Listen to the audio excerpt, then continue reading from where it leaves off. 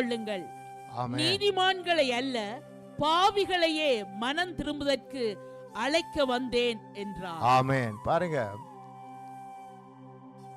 பலி அல்ல இரக்கத்தையே நான் விரும்புகிறேன் என்பதை நீங்கள் கற்றுக்கொள்ளுங்கள்.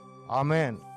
அந்த நாட்களில் பலி செலுத்தினவர்கள் சடங்குகள் செலுத்தி தேவனை பிரியப்படுத்துகிறதுக்காக அவர்கள் மத சடங்குகளை செய்வார்கள். தேவன் இதில் பிரியப்படுவார்கள் என்று எண்ணுவார்கள். ஆனால் அவர்களிடம் இரக்கம் இருக்காது. அவர்களிடம் இரக்கம் இருக்காது. இப்போ ஆண்டவருடைய விருப்பம் என்ன?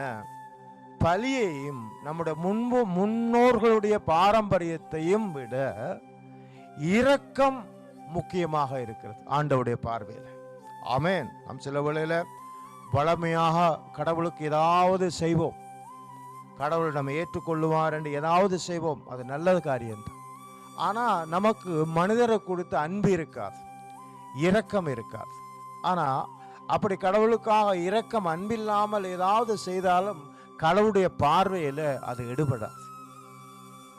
அப்ப அந்த பரிசேயர்கள் வேதபாரர்கள் அநேக முற்பிதாக்களுடைய பாரம்பரியங்களை கடைப்பிடித்து வருகிறவர்கள். அவர்கள் ஒழுக்கமாக எல்லா மத சடங்குகளையும் செய்வார்கள்.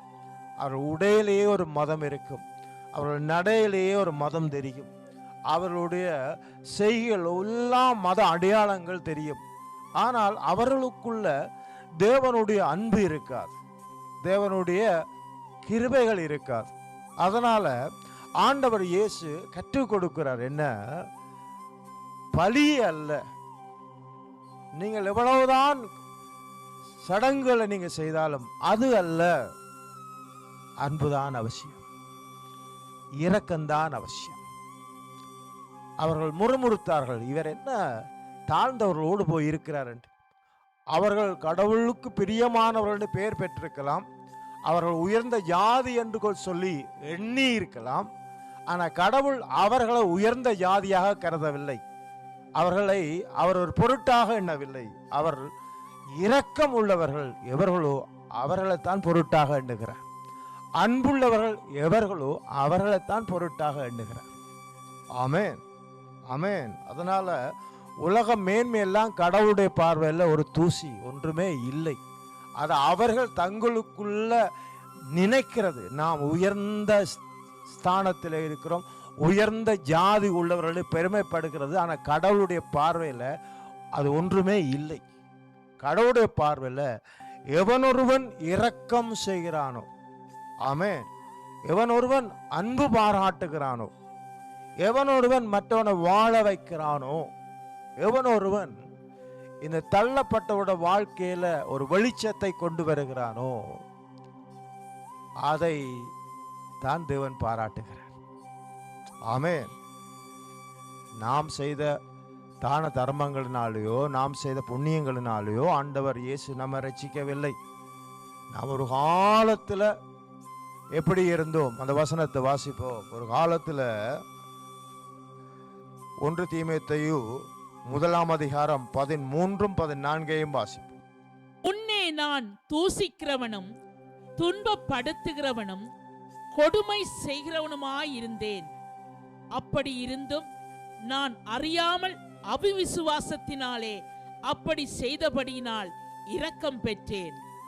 நம்முடைய கர்த்தரின் கிருபை கிறிஸ்து இயேசுவின் மேலுள்ள விசுவாசத்தோடும் அன்போடும் கூட என்னிடத்தில் பரிபூரணமாய் பெருகிற்று. ஆமென். முன்னே நாம் ஒவ்வொருத்தரும் தூசிக்கிறவர்கள்.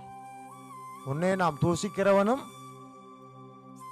துன்பப்படுத்துகிறவன். இந்த பவுல் இது எழுதினவர் கிறிஸ்தவர்களை கொலை செய்கிற அளவுக்கு முற்பட்டவர், அநேகரை சிறையாக்கினவர், அநேகரை உபத்திரவப்படுத்தின மனுஷன். ஆனால் அப்படிப்பட்ட உபத்திரவப்படுத்தின மனுஷனே அவர் நல்ல காரியம் செய்ததுனால, தீய காரியம் செய்ததுனால அவரை ரட்சிக்கவில்லை.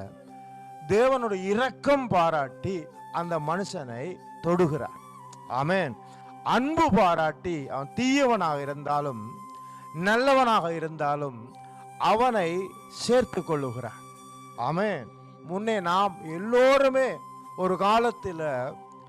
நாம் தேவனுக்கு விரோதிகள், மற்றவர்களை துன்பப்படுத்துகிறவர்கள், கடவுளுக்கு பிரியமில்லாதவர்கள், நாம் சுயநலவாதிகள், பண ஆசை உள்ளவர்கள், துரோகிகள், நாம் கீழ்ப்படியாத ஜனம், ஒருபோதும் சொல்லு கேட்காதவர்கள், நிர்மாப்புள்ளவர்கள், சுகபோக பிரியர், ஒருவருக்கும் கொடுக்கவே மாட்டோம், நாமே அனுபவிப்போம்.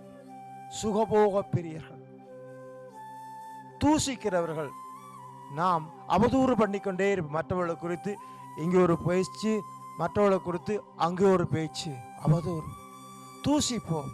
நல்லவர்களை கூட ஏதாவது சம்பவத்தை கேள்விப்பட்டுட்டு அதை குறித்த முழு விவரமும் அறிய மாட்டோம்.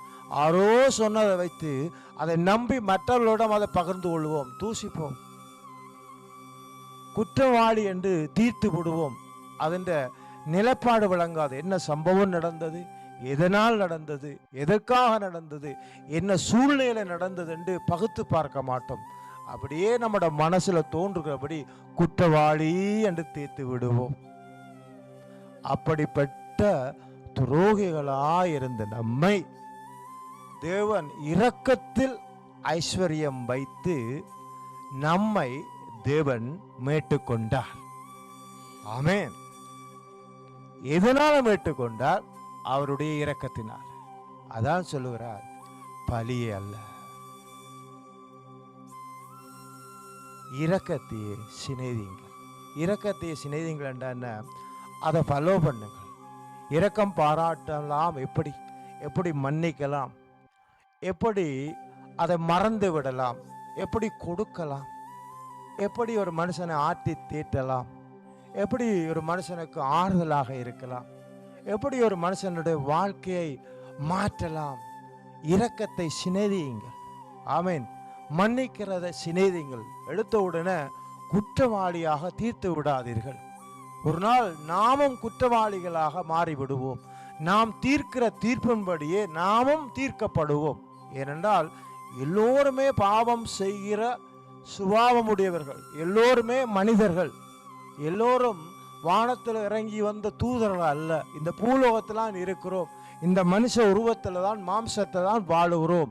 ஆனால் தேவனுடைய கிருபையினால, தேவனுடைய ஆவியினால நிரப்பப்பட்டபடியினால, தேவனுடைய பார்வையில் பரிசுத்தவான்களாக, நீதிமான்களாக, தேவனுடைய இரத்தத்தினால கழுவப்பட்டபடியினால நமக்கு ஒரு பேர் இருக்கிறது.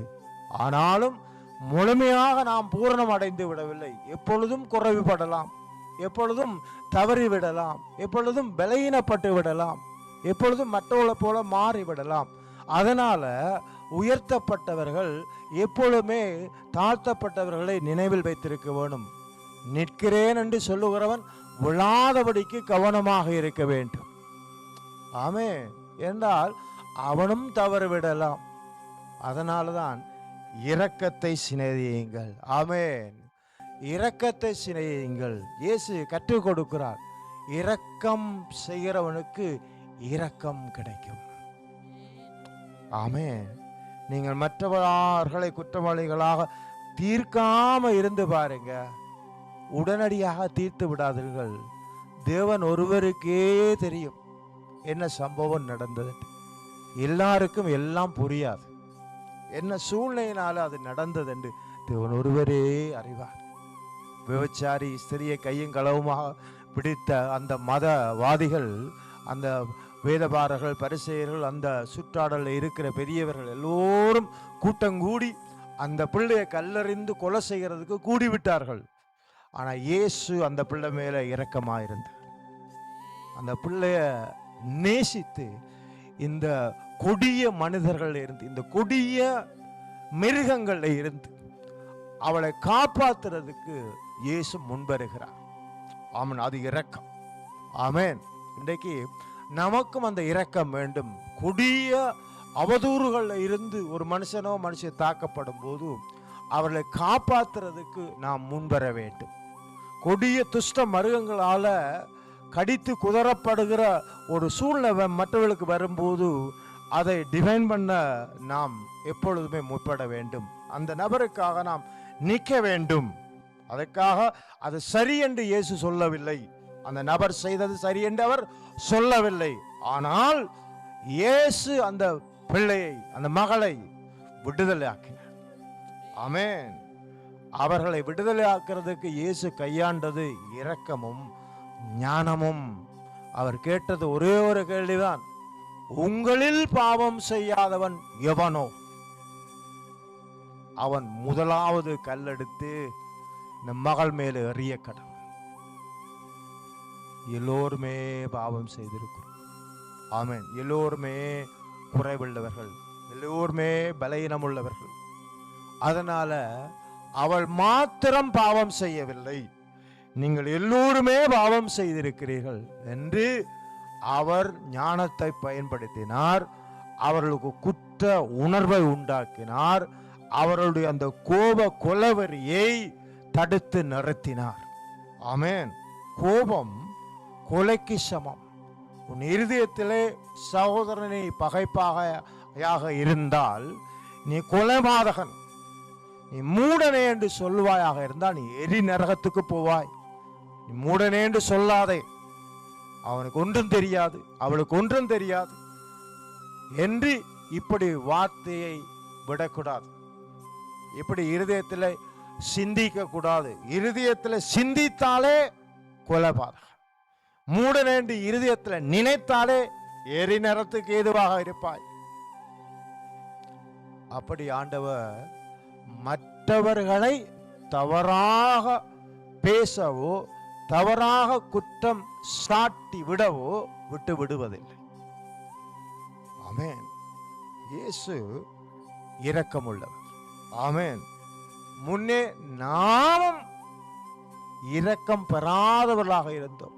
எப்பொழுது தேவனுடைய கிருபை இயேசுவென்னும் அந்த இரக்கம் பிரசன்னமானதோ நாம் மன்னிக்கப்பட்டோம். இயேசு நம்மை மன்னித்தார். இல்லாவிடில் இன்று நாமும் மன்னிக்கப்படாத பாவிகளாக உலகத்தில் இருந்து கொண்டே இருப்போம். ஆனால் இயேசு நம்மை மன்னித்தார். ஆமென்.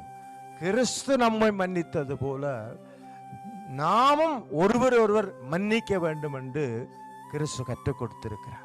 கிறிஸ்து நம்மை மன்னித்தார். ஆமென். நம்முடைய அக்கிரமங்களை எல்லாம் மன்னித்தார், நம்முடைய மீறுதல்களை எல்லாம் மன்னித்தார். ஆமென்.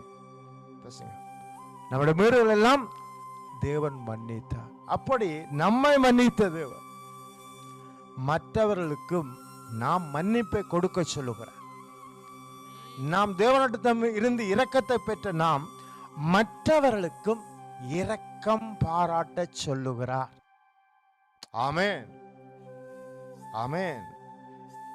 இரக்கத்தை பெற்றுட்டான். உங்களுக்கு தெரியும், 2 பேர் ஜெபம் பண்ண போய் ஒரு மனுஷன் பரிசேயன், ஒரு மனுஷன் பாவி ஆயக்காரன். ஆனா பரிசேயன் ஒரு மதவாதி. எப்பொழுதுமே இந்த மதவாதிகளுக்கு ஆண்டோட கிருபை தெரியாம இருக்கும். அவர்களுக்கு சடங்கும் முன்னோர்களின் பாரம்பரியத்தில் தான் கவனம் செலுத்துவார்கள் ஒழிய தேவனுடைய அன்பில கவனம் செலுத்த மாட்டார். அவர்களுடைய வெளித்தோட்டம் பார்வைக்கு நல்ல தோட்டமாக இருக்கும், ஆனால் அவருடைய உள்ளம் வெள்ளையடிக்கப்பட்ட கல்லறையாக இருக்கும். மரித்த எலும்பு கூடுகள் உள்ளதுதான் கல்லறை, பிணநாட்டம் உள்ளதுதான் கல்லறை.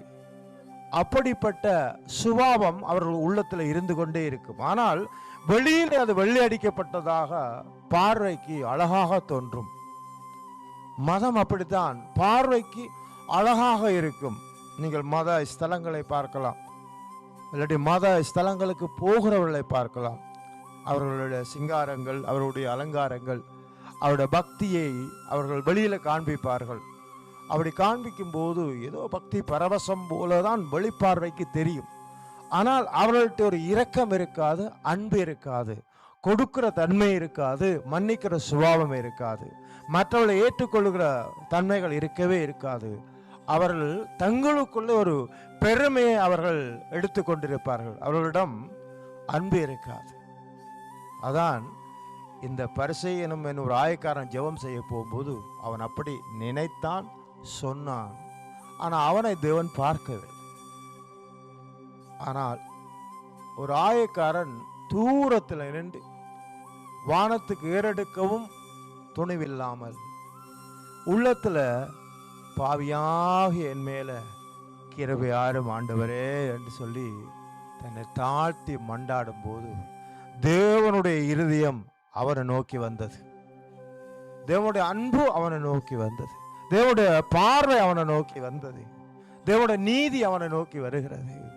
அவனை அவர் ஆசீர்வதிச்சு அனுப்புகிறார். இந்த மதவாதி நீ அல்ல, தன்னை பாவி என்று தன்னை தாழ்த்தின இவனையே நான் நேசிக்கிறேன். ஆமென். இப்ப தேவன் எங்கே பார்க்கிறார் என்றால் தன்னை தாழ்த்துகிறவர்களை அவர் பார்க்கிறார். ஆமென். தாழ்த்துகிறவர்களை ஆசீர்வதிக்கிறார். நாம் ஒரு காலத்துல நாம் இன்ன மதத்துல பிறந்தோம், இன்ன இனத்துல பிறந்தோம், இன்ன ஜாதியில பிறந்தோம், இன்ன குலத்துல கோத்திரத்துல பிறந்தோம், இன்ன பதவியில இருந்தோம் என்று நினைத்து நம்மை தாழ்த்தாமல் இருந்திருந்தால் இன்றைக்கு நாம் இந்த இடத்தில் இல்லை, தேவனுடைய பிள்ளைகளாக நாம் இல்லை. என்றைக்கு நாம் அதை திறந்து நம்மை தாழ்த்தி நம்முடைய இனம் முக்கியமல்ல, முக்கியம்தான் அந்த பெருமை முக்கியமல்ல, நம்முடைய மொழி முக்கியமல்ல, முக்கியம்தான் அந்த பெருமை எனக்கு முக்கியமல்ல, ஜாதி பெருமை எனக்கு முக்கியமல்ல, என்னுடைய வாழ்க்கை தான் எனக்கு முக்கியம், என்னுடைய தெய்வம்தான் எனக்கு முக்கியம் என்று தன்னை தாழ்த்தும் போது இயேசு நம்ம உள்ளே வந்தார், நம்மை மாற்றி விட்டார். இன்றைக்கு கடவுளுடைய பிள்ளைகளாக நாம் மாறி இருக்கிறோம். ஆமென். நாம் தாழ்த்தாமல் இருந்திருந்தால் இந்த நிலையிலே நாம் இல்லை. நமக்கு இயேசு கொடுக்கிற அந்த பரலோக சமாதானம் இருந்திருக்காது. அவர் கொடுத்த அந்த சமாதானம், என்னுடைய சமாதானத்தை உங்களுக்கு வைத்து விட்டு போகிறேன் என்று சொன்னார். உலகம் கொடுக்கிற பிரகாரம் நான் கொடுப்பதில்லை, என்னுடைய தெய்வீக வல்லமை உங்களுக்கு வைத்து விட்டு போகிறேன் என்று நமக்கு அவருடைய வல்லமையை நம்முடைய உள்ளத்தில் வைத்திருக்கிறார். இன்றைக்கும் நமக்குள்ள அந்த சமாதானம் ஒரு பலமாக இருக்கிறது. சில வேளையில நீங்க அதை உணராம இருக்கலாம், அது மற்றவர்களிடம் அது இல்லை. உங்களை தைரியமாக நடக்க பண்ணுகிற, உங்களுக்கு சமாதானமாக நித்திரையை கொடுக்கிற, கவலை வந்தாலும் போராட்டங்கள் சவால்கள் வந்தாலும் உங்களை கவலை கொள்ளாமல், கவலையில மூழ்கி போகாமல் உங்களை எழுப்பி விட்டு தைரியப்படுத்தி நாம் சமாதானமாக இன்றைக்கு இருக்கிறதுக்கு காரணம் அவர் கொடுத்த அந்த வல்லமை, தன்னுடைய வல்லமை, தன்னுடைய சமாதானம், அந்த ஜீவன் நமக்குள்ள இருக்கு. அதை நீங்க சில புரிந்து கொள்வதில்லை. ஆனால் அதுதான் நம்மை அந்த கண்ணீரை துடைத்து நமக்கு தைரியம் கொடுக்குது என்பதை மறந்து போகக்கூடாது. ஆமே. நம்முடைய பணம் அல்ல, நம்முடைய பதவி அல்ல, நான் நம்பின மனிதர்கள் அல்ல, நம்முடைய செல்வாக்கு அல்ல, நம்மோடு கூட இருக்கிற எதுவும் அல்ல, அவர் கொடுத்த அந்த தெய்வீக வல்லமை நமக்குள்ள இருக்கிறது. ஆமே. பரிசுத்த ஆவியானவருடைய அந்த ஆறுதல் நமக்குள்ள இருக்கிறது. தேவன் நம்மோடு கூட இருக்கிறார். நம்மை ஆட்டி தேற்றி அவர் நம்மை நடத்துகிறார், நம்மை தைரியப்படுத்தி நம்மை நடத்துகிறார். ஆமென். இது எவ்வளவு கோடி பணம் கொடுத்தாலும் கிடைக்காத ஒரு செல்வம், நம்மை விட்டு எடுபடாத ஒரு நல்ல பங்கு அது. ஆமென். அந்த இயேசு என்னும் பங்கு நம்மை விட்டு எடுபடல. ஆமென். அதனால்தான் நாம் என்ன செய்கிறோம், இந்த கிருபையை நாம் பெற்றுக் கொண்டிருக்கிறோம். வாசிப்போம். லூக்கா 10ஆம் அதிகாரம் 37வது வசனம். அதற்கு அவன், அவனுக்கு இரக்கம் செய்தவனே என்றான். அப்பொழுது இயேசு அவனை நோக்கி, நீயும் போய் அந்தப்படி செய் என்றார். ஆமென். இந்த வேத பகுதியில் ஒரு வாக்கியத்தை நாம் வாசிக்கிறோம். ஒரு மனுஷன் கள்ளர் கையில் அகப்பட்டு குற்றியிடா விடப்பட்டு போன ஒரு சம்பவத்தை இயேசு விளங்கப்படுத்தி இருந்தார். அது ஏன் அந்த விளக்கத்தை கொடுக்கிறார் என்றா, தேவன் எப்படி செயல்படுகிறார் என்பதை, மனிதன் செயல்பட வேண்டும் என்பதை புரிஞ்சு கொள்ள வேண்டும். தேவன் செயல்படுகிறது போலேயே மனுஷன் செயல்பட வேண்டும் என்பதுதான் தேவனுடைய திட்டமாக இருக்கிறது. அதை கற்றுக் கொடுக்கிறதுக்கு அவர் நமக்கு முன்மாதிரியாக அநேக கிரியைகளை செய்திருந்தாலும் உபமைகளூடாக அநேக வெளிப்பாடுகளை பேசி கற்றுக் கொடுக்கிறார். சில உண்மை சம்பவங்களையும் சுட்டி காண்பித்து அவர்களுக்கு கற்றுக் கொடுக்கிறார். எப்படி தேவன் இருக்கிறாரோ அப்படி நீங்களும் செய்ய வேண்டும் என்று எதிர்பார்க்கிறார். ஆமென். எப்படி தேவன் இருக்கிறார் என்பதை இயேசு இந்த பூலோகத்தில் காண்பித்தாரோ, செய்கை ஊடாக, வார்த்தை ஊடாக, உவமைகள் ஊடாக, சம்பவங்களூடாக. அதே போல அவர் போலே நாம் நடக்க வேண்டும் என்பதுதான் தேவனுடைய நோக்கமாக இருக்கிறது.